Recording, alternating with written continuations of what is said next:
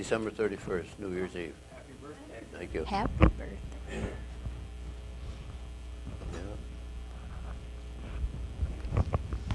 The audio.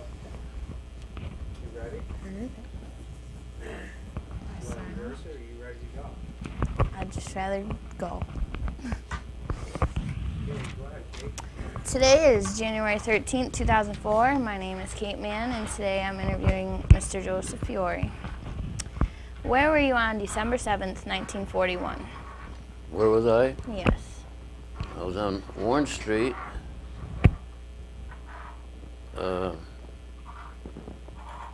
In front of Lenny Bolhock's newsroom, and there's a lot of old buildings there. He had a newsstand out front, had a table with all the newspapers on them, and a big strap across it with rocks on it, holding it on the table so they can put the magazine or the extra that the Post-Star put out. And the headlines were Japs bomb Pearl Harbor. Okay, so I looked at Ted Toomey, and he looked at me, and I beat him to it. I says, "Where the hell is Pearl Harbor?" Well, about not quite a year later, I knew where Pearl Harbor is because we came in on a ship, and when we entered the harbor, I'll never forget this, is you couldn't hear a thing. The only thing you heard was the slush of the water as the boat was going in. And we saw all these ships laying over on their side, and so on and so forth. So that's where I was, and ended up in Pearl Harbor. From there, then, that's another interesting story. Did you train at Pearl Harbor? Big bar? Is that where you went to training? Was No, that no, Pearl we Harbor? already had our training in the Marine Corps, went to Paris Island, and became Marines when we were discharged, when we were graduated. I ended up in Quantico, Virginia, and then in New River, North Carolina, and those were our training areas until we got to the West Coast. And the last thing we did before we boarded ship for Pearl Harbor was fire the rifle range, and more or less to tune us up for what was going to happen when we got in combat. Where was your first location of combat? Well, it was in the Marshall Island campaign. We went aboard ship, Navy transports, with all our gear, and we left around the 1st of January of 1944. And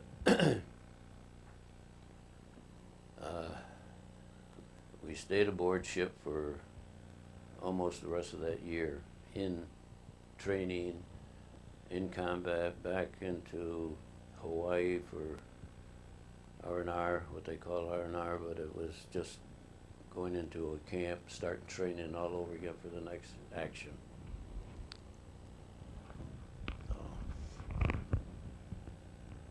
How did you feel about going to combat in the Pacific?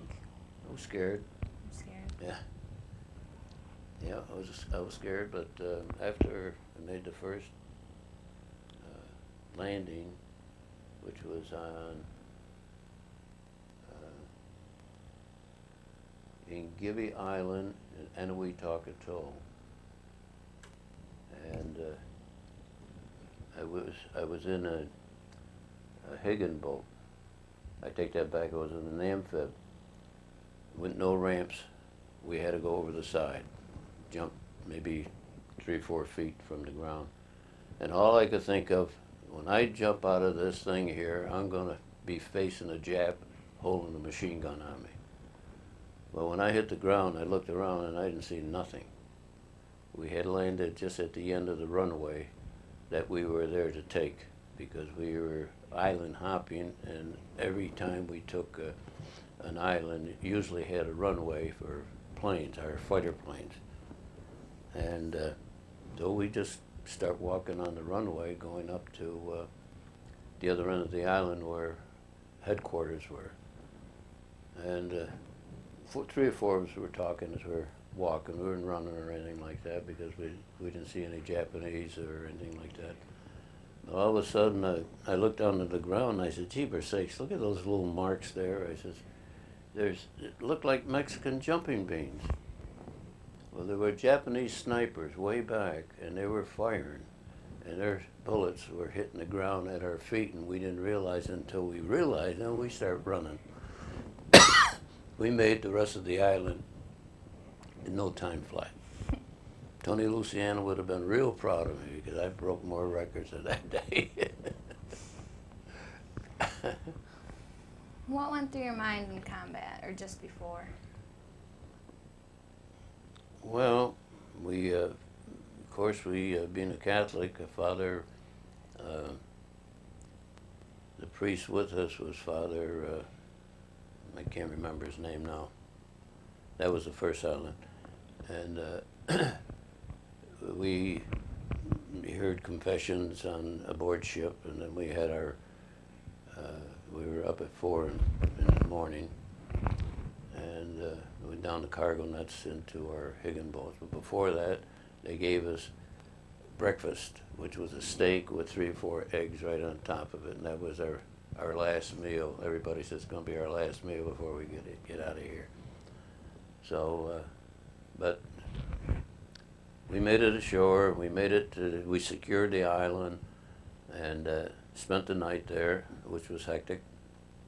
That's when Japs would try to sneak in and into our positions, but we had machine gunners covering us. The Navy left an awful lot of bomb craters, huge shells, 16-inch shells that exploded on the runway.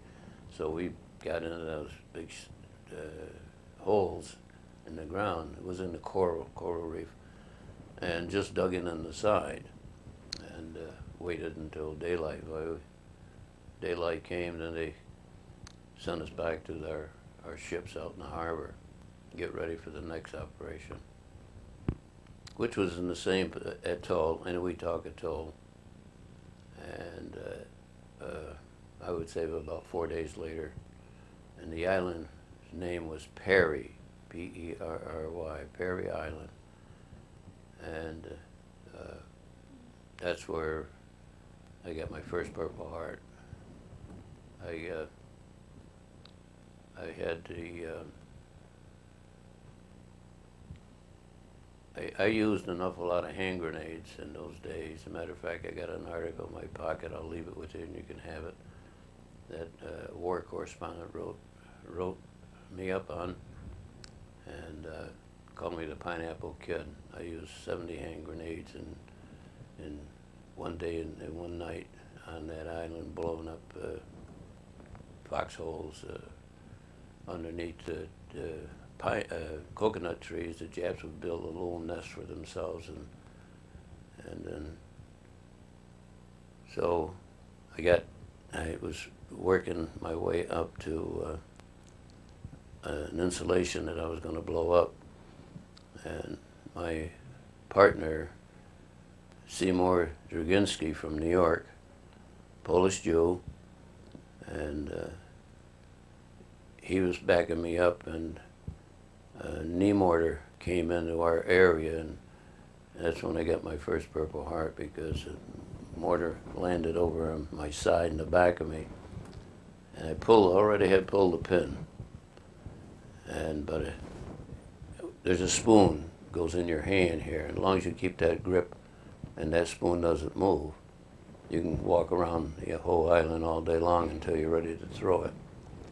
So I went down on my stomach and in a depression on the ground, and before I knew it, Drasginski jumped on me because he figured of course I was wounded. Then I found out later that he was also wounded with the same grenade, but he felt that by jumping on me, he really saved my life. So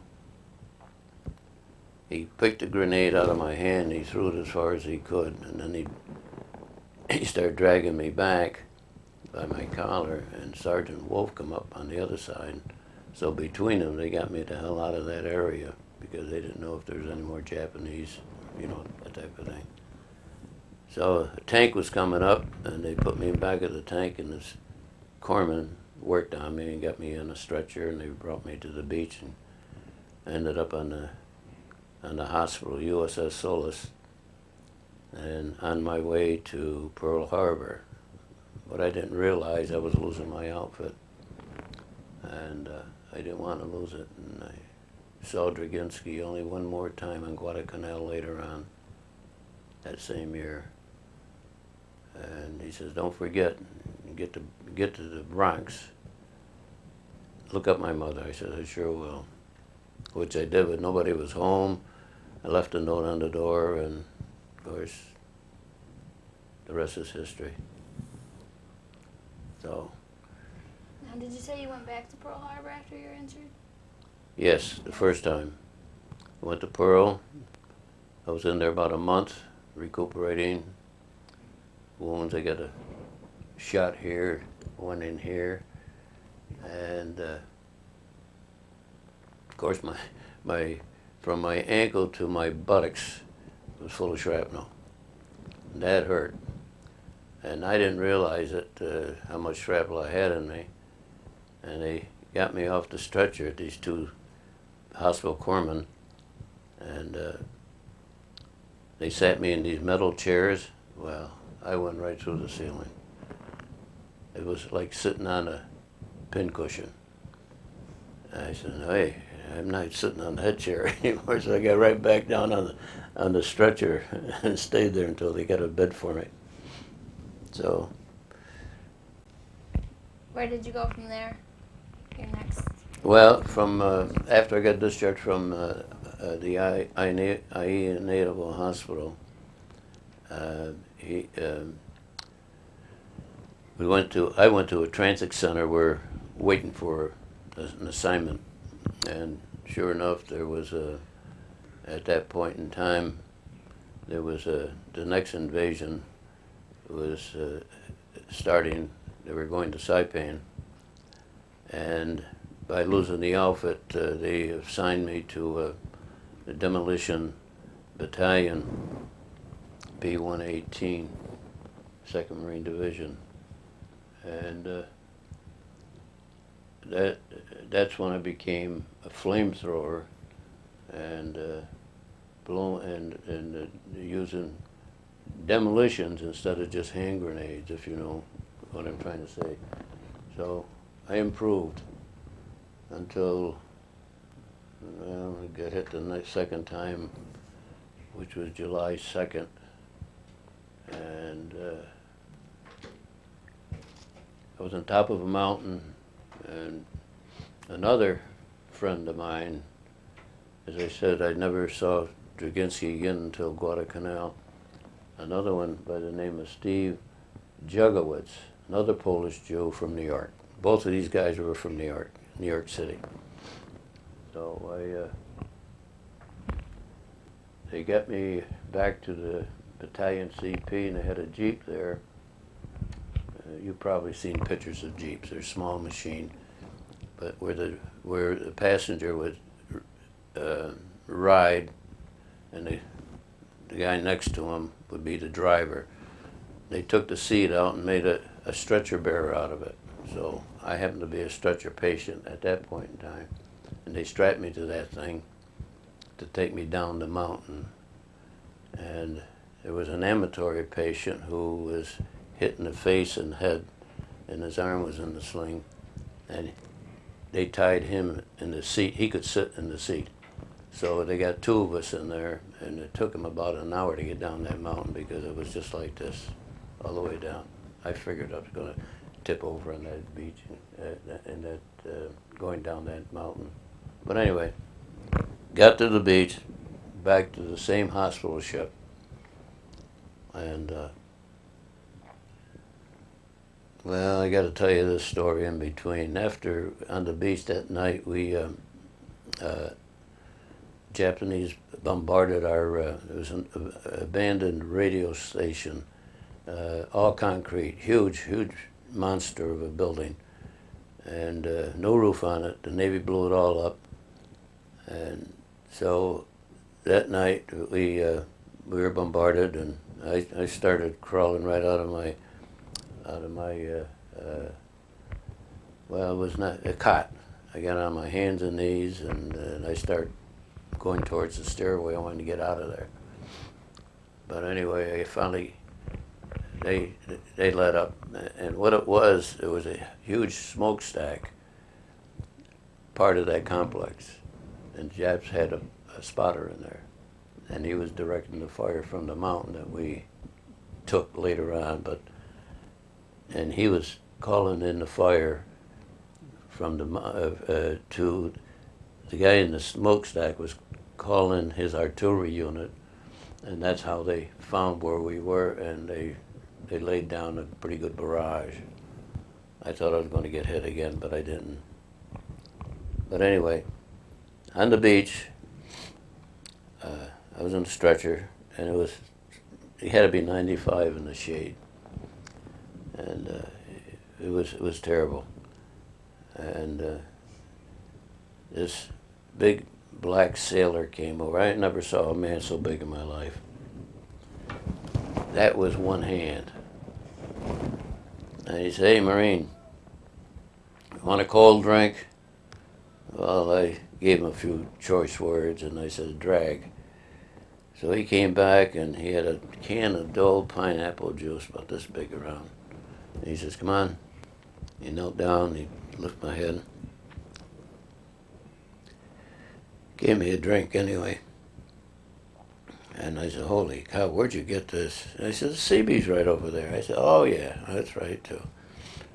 They set up a refrigeration system right on the beach.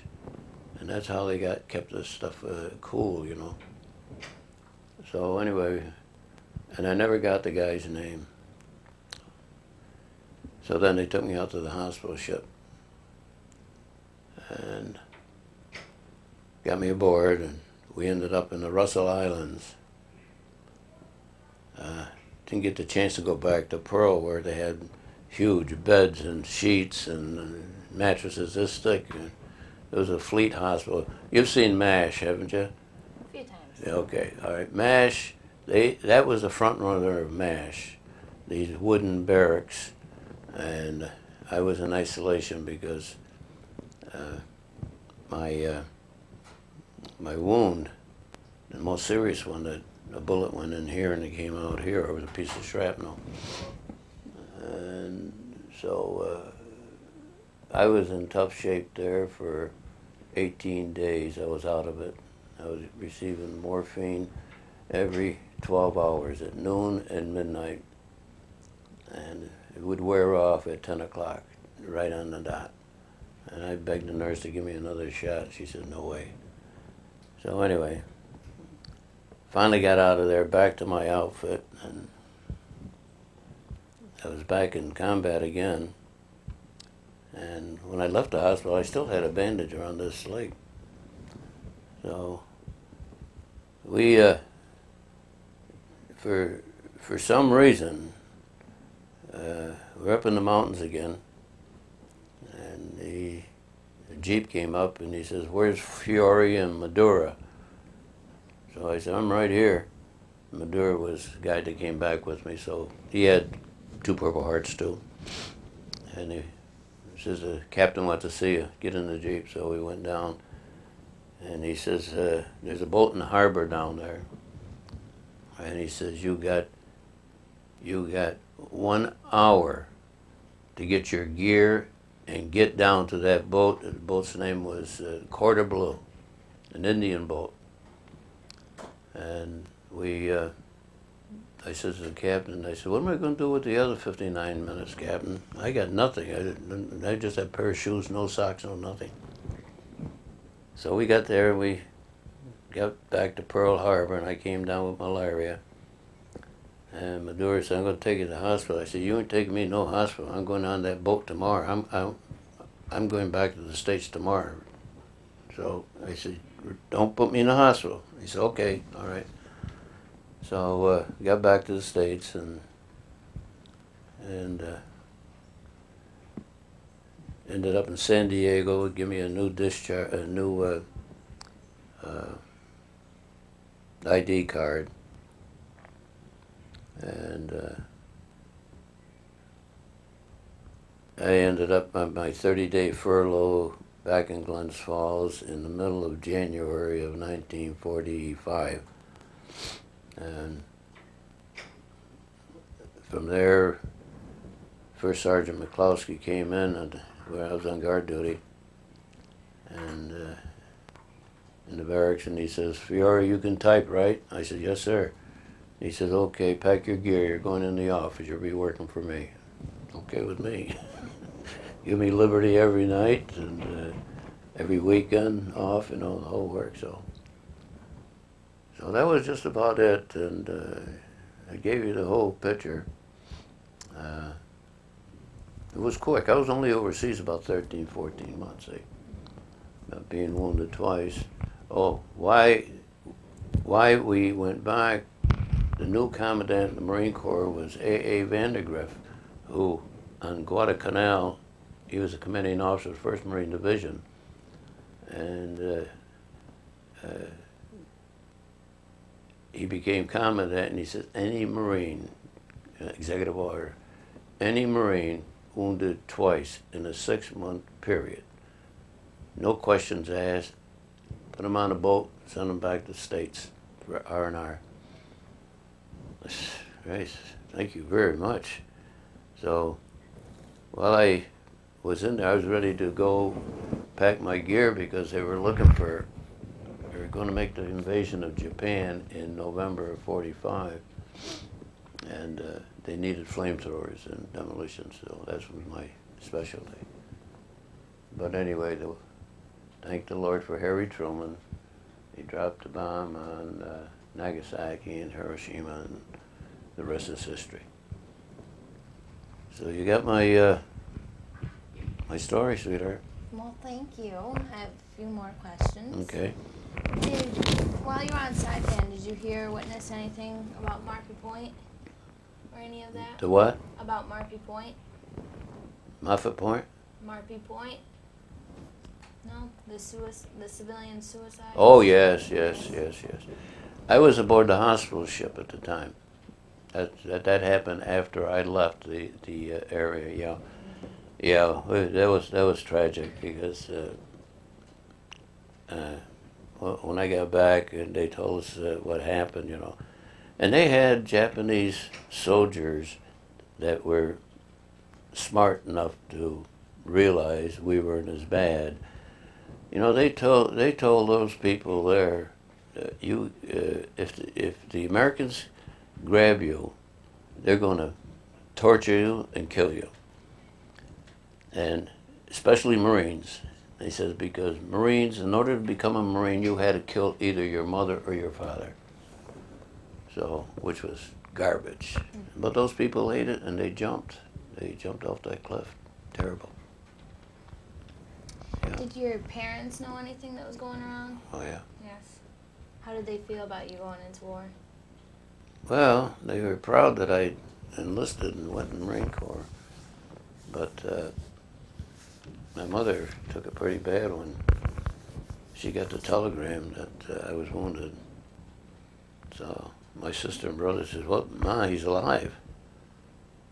And but I felt sorry for her when she got the second Purple Heart.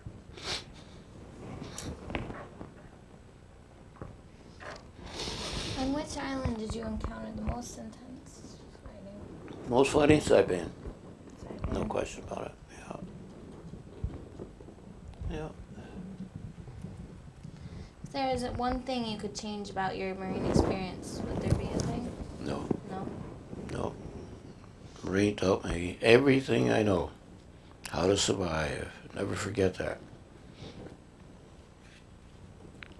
Yeah, I'm going to give you this before I forget it. Okay, this, put it in your file. This is, that's, was written by that correspondent.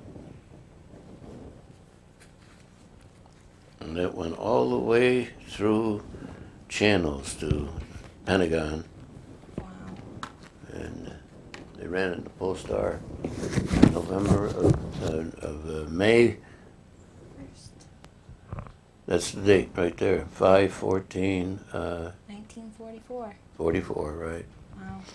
How old were you then? 19. 19, wow. Do you have any pleasant recollections about the war? Oh yeah, yeah. We had good times. I was stationed in Philly. I was stationed in. I could come home on weekends, long weekends, what they call a 72-hour pass, and catch a train out of New River, come home. Well, no, Philadelphia. I was in Philadelphia Navy Yard, right? So it was about an hour and a half to New York, and then to get a train from Penn Station over to Grand Central Station, come up to Albany. Always there was a bus going to Glens Falls, and so you get there like Saturday morning, and late Sunday afternoon you started back to New River. Yeah. How do you feel about current wars that are going on today?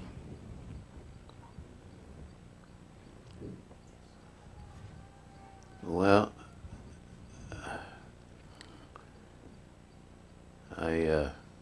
I hate wars. It's something we have to do. We're a free nation, and who am I to say we should go or we shouldn't go? I didn't have to worry about it because I knew I was going to enlist in the Marine Corps because I wanted to be a Marine all my life. So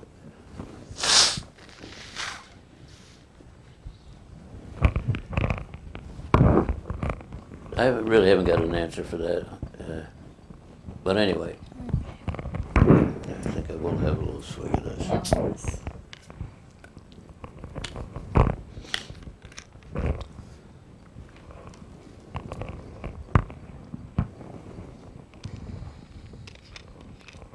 If you want, you can just describe the rest of your medals real quickly. We can wrap it up if you like. Okay, that's the first medal that I received. They gave me that in Pearl Harbor. Matter of fact, Admiral Nimitz pinned that on me. Wow. Took a picture of it and never saw the picture. Oh, Yeah, well, I'd love to have that. Oh, that's God. a bummer. Yeah, and it says 22nd Marines and Eniwetok Atoll 2/22/44. And then this one here was the second one. That was printed by a shop in Honolulu. Then when I got home, I had the second one. There was nothing on it. I brought that to Scoville's Jewelers. They did a beautiful job on that. That's very nice. Yeah. As I said, this is the Asiatic Pacific Medal, and this 3 stars represents the 3 islands I fought on. And this is the World War II Victory Medal. All of us got one of these. And then this one here is the New York State Conspicuous Service Cross. And that also represents that I have 2 of these. And the stars in these 2 medals, if I was to wear one medal for an occasion, that star represents the 2nd Purple Heart. So, but very seldom do I wear them. I have miniature medals. Did I bring that one with me? I guess I didn't bring the miniature one. It's the same thing, only about that long, about that wide. So. Well, great. If you have anything else you'd like to add, feel free to. I'm done with all my questions. Well, I didn't know what I was going to get into over here, but I told you my life history. Well, I thank you very much. Yeah, but at least my history of my 3.5 years in the Marine Corps, 4 years, whatever it was. Yeah. Then when we got home, we organized the Marine Corps League here in town, so we're 58 years old. We got our charter in March of 46, and we've been going ever since. Yeah, Toys for Tots, food baskets, and so on and so forth. That's about it then, huh? Alrighty, well thank you very much. Okay. That'll be all for today's. All Thank you right. very much for your time. I appreciate it. Well, you know, I had a hand grenade home. I was going to bring it, but I said, no, I better not.